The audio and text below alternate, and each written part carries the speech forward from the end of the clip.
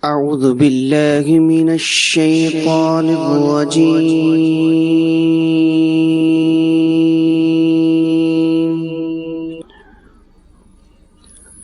بسم الله الرحمن الرحيم.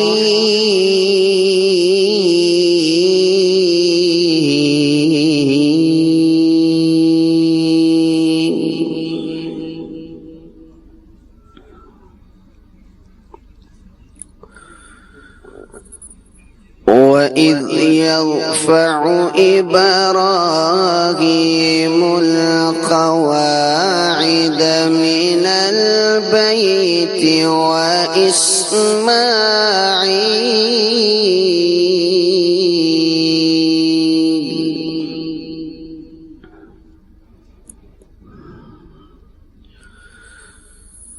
ربنا تقبل منا إنك أنت السميع العليم.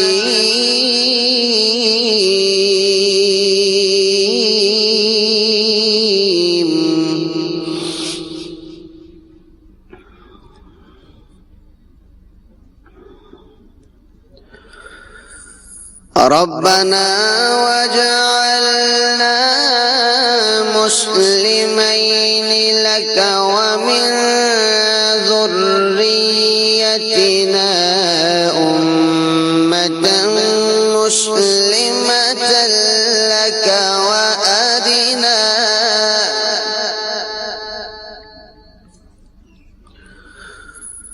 مسلمة لك وأرنا مناسكنا وتب علينا إنك أنت التواب الرحيم.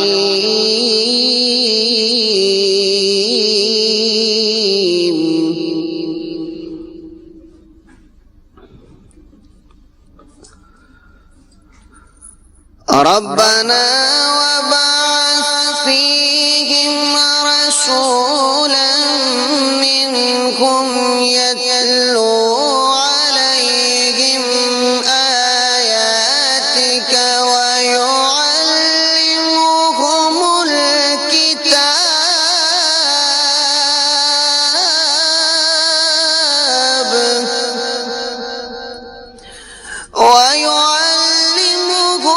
الكتاب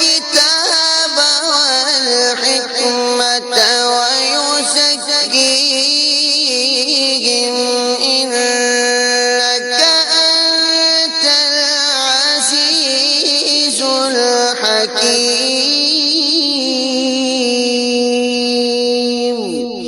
إنك أنت العزيز الحكيم.